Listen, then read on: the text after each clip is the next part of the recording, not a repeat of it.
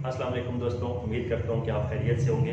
Korean skills academy की तरफ से आज की हमारी अगली वीडियो ये वीडियो है ये कोरियन लैंग्वेज की तारीख के बारे में, कोरियन लैंग्वेज की हिस्ट्री के बारे में।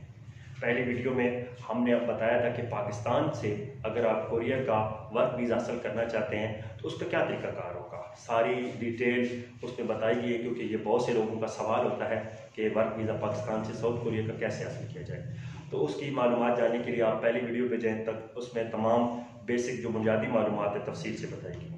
आज के जो हमारी ये वीडियो है इसमें हम कोशिश करेंगे कि कोरियन लैंग्वेज की हिस्ट्री, कोरियन लैंग्वेज की तारीख क्या है, उसके बारे में आपको थोड़ा सा ब्रीफ किया जाए। तो बुनियादी तौर पर कोरियन लैंग्वेज एक ऐसी ज़बान है, ये दुनिया की वाहिद ज़बान है जिसकी हमें तारीख का पता है कि ये कब बनी और इसके बनाने वाला कौन था। ये क्योंकि दुनिया की बहुत सी ज़बानें हैं जिनका हमें कुछ भी नहीं पता कि किस बंदे ने बनाई थी और कब और कैसे स्टार्ट हुई थी। तो कोरियन लैंग्वेज का हमें पता है कि किस बंदे ने बनाई और कब से स्टार्ट हुई। कोरियन की तारीख अगर हम थोड़ा सा मुताला करें तो कोरियन लैंग्वेज जो कहा जाता है कि ये आज से तकरीबन 2335 साल पहले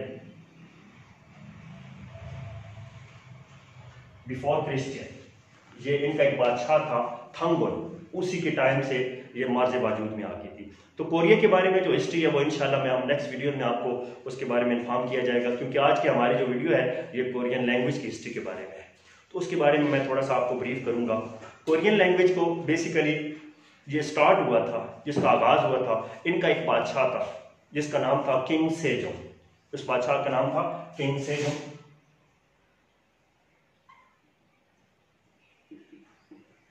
किंग सेजोंग द ग्रेट इसको कहा जाता है, सेजोंग थेवांग के नाम से भी याद किया जाता है। इस बादशाह ने एक नई जबान को, एक नए हरूफ ताजी का आगाज किया, क्योंकि उससे पहले कोरिया में जो लैंग्वेज बोली जा रही थी, नॉर्थ कोरिया और साउथ कोरिया जब ये एक ही थे, तो ये जो लैंग्वेज कोरियन लैंग्वेज बोली जा रही थी, लेकिन वो लिखने का जो अंदाज था, लिखने का जो तरीकाकार था, वो चाइनीज कैरेक्टर इस्तेमाल करते थे।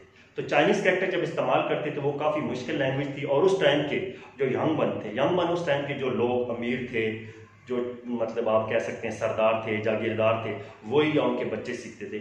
जो आम लोगों तक वो लैंग्वेज नहीं पहुंच सकती थी। तो इनका जो बादशाह था ये किंग सेजोंग बहुत ही ज़हीन हुक्मरान था, ठीक है। इसने एक नई ज़बान का, एक नए हरूफ ताजी बनाना शुरू किया, ठीक है। और उस हरूफ ताजी को, उन हरूफ के नाम उसने दिया हंगल।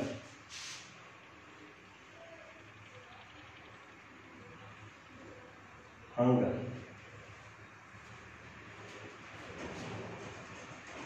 ये जिस टाइम हरूफ ताजी बनाए गए किंग सेजोंग ने, वो तो उनकी टोटल तादाद थी 28 उस टाइम, ठीक है। 28 तादाद थी, और उसने कोशिश की कि ये जो जबान थी ये 1446 में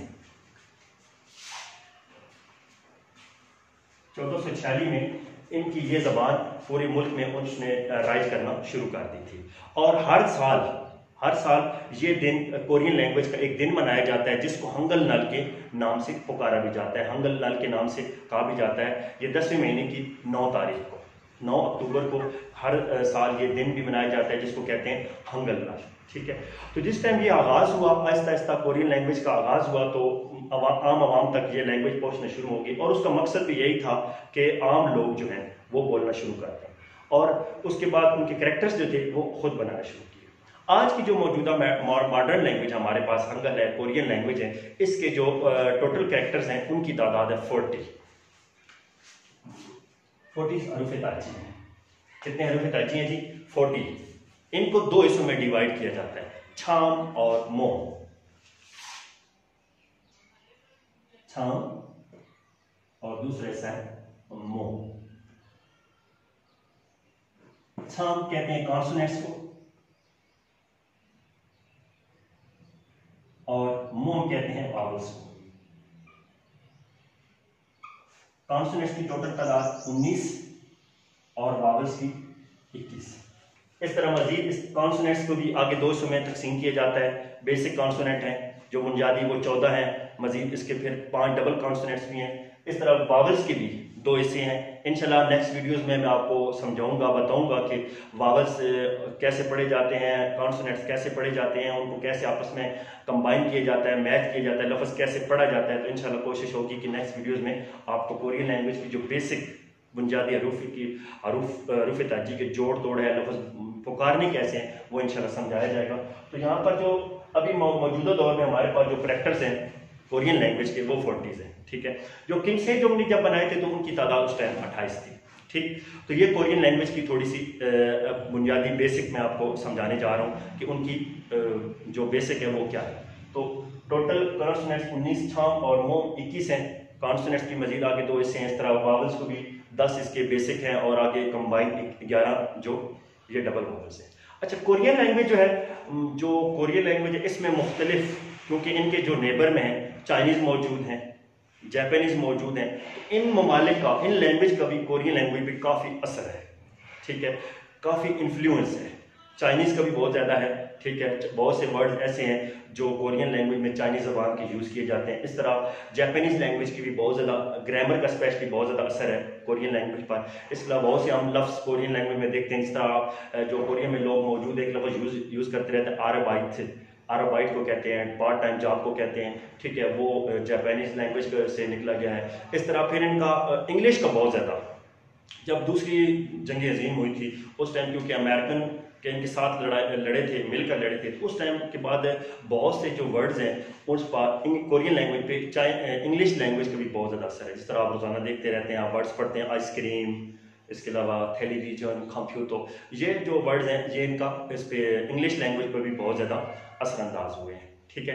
तो आज हम जो लैंग्वेज देखते हैं उसमें बहुत सी चीज़ों का, उसमें कोरियन लैंग्वेज में भी चाइनीज़ का भी बहुत ज़्यादा इन्फ्लुएंस है, जापानीज़ लैंग्वेज का भी इन्फ्लुएंस है, इसके अलावा इंग्लिश का भी बहुत ज़्यादा इन्फ्लुएंस है।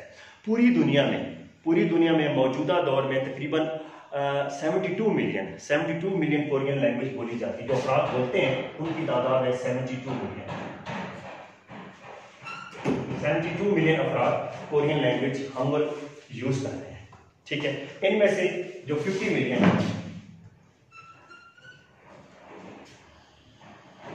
वो साउथ कोरिया में यूज होते हैं।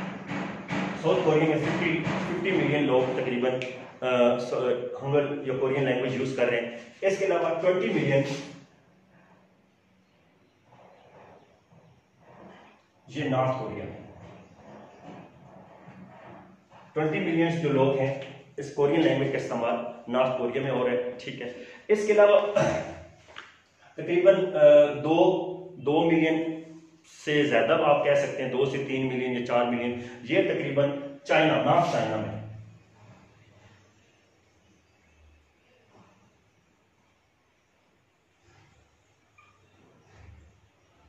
नॉर्दर्न चाइना में बाकायदा एक तरह का जो चुदन जंग, जिस टाइम इनकी जंग हुई थी तो बहुत से लोग उधर माइग्रेट हो गए थे, तो वहाँ पर भी 2 से 3 मिलियन या हो सकता है इससे ज़्यादा भी होंगे कि वो लोग चाइना कोरियन लैंग्वेज इस्तेमाल करते हैं। इसके अलावा यूरोप, मंगोलिया और जो सबका सोवियत यूनियन थी वहाँ पर भी बहुत से जो कोरियन लोग माइग्रेट होके गए थे, वहाँ पर भी इस लैंग्वेज का बहुत ज़्यादा इस्तेमाल है, ठीक है।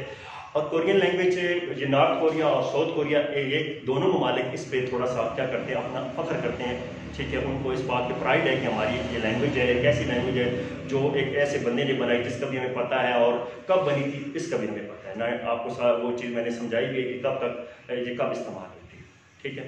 तो ये इसके अलावा कोरियन लैंग्वेज में तकरीबन साउथ कोरिया में कोरियन लैंग्वेज के 5 तरह के आलमोस्ट इस्तेमाल होते हैं लहजे। जिस तरह हम उर्दू सराइकी बोलते हैं पंजाबी का, और पंजाबी के बहुत से लहजे हैं, इस तरह उर्दू के बोलने के भी काफ़ी लहजे हैं, ठीक है। तो इससे साउथ कोरिया में तकरीबन 5 तरह के लहजे इस्तेमाल हो रहे हैं, ठीक है।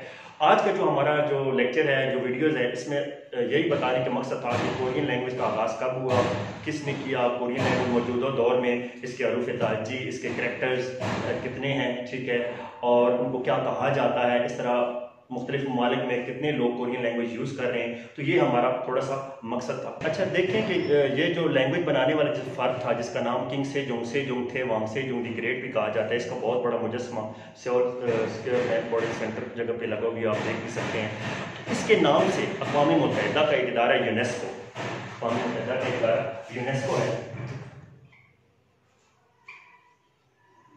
ठीक है। यूनेस्को इस बंदे के नाम से, किंग सेजोंग के नाम से, लिटरेसी प्राइज, जो लोग तालीम के शोबे में, ठीक है, बहुत अच्छी खिदमत सर अंजाम देते हैं, उनके लिए उन्होंने एक किंग सेजोंग लिटरेसी प्राइज रखा हुआ है, किंग सेजोंग लिटरेसी अवार्ड के नाम से उसको याद किया जाता है, और वो हर साल मुख्तलिफ लोगों को दिया जाता है जो तालीम के शोबे में अहम खिदमात सर अंजाम देते इस बंदे के नाम से, क्योंकि इसने एक बहुत बड़ा कारनामा अंजाम दिया था, एक नई लैंग्वेज के अरूफ तहज़्ज़ीब की बुनियाद रखी थी, ठीक है। और उस जो अवार्ड दिए जाते हैं उसकी अगर यूएसडी अमेरिकन डॉलर्स में अगर उसके प्राइस का अंदाज़ा लगाए तकरीबन $20,000 उसका इनाम होता है।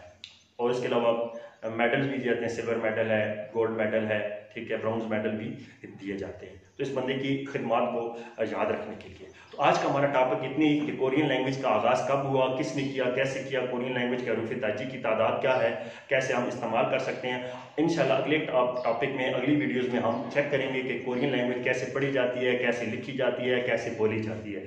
तो आप तमाम दोस्तों का शुक्रिया जिन्होंने पहली वीडियोज़ को पसंद किया और हमें लाइक और कमेंट्स दिए। मजीद अगर आपको कोई बात समझनी है, पूछनी है मुझसे, या इस वीडियोस के मुतालिक मजीद अगर आप सजेशन देना चाहते हैं तो हमें कमेंट्स में काइंडली हमें बताएं और अपने दोस्तों के साथ भी शेयर करें। मेरी इस कोशिश को, इस एफर्ट को अगर आप हौसला अफजाई देंगे, मेरी हौसला अफजाई करेंगे, तो इंशाल्लाह मजीद अच्छी वीडियोस कोरिया के रिलेटेड, कोरियन लैंग्वेज के रिलेटेड, कोरियन हिस्ट्री के रिलेटेड, एवरीथिंग मैं कोशिश करूँगा कि आपको अच्छे तरीके से गाइड कर सकूँ। तो आज की हमारी वीडियो ही इतनी ही, ठीक है जी, अल्लाह हाफिज़, खुदा हाफिज़, अन्यंगी खासे हो।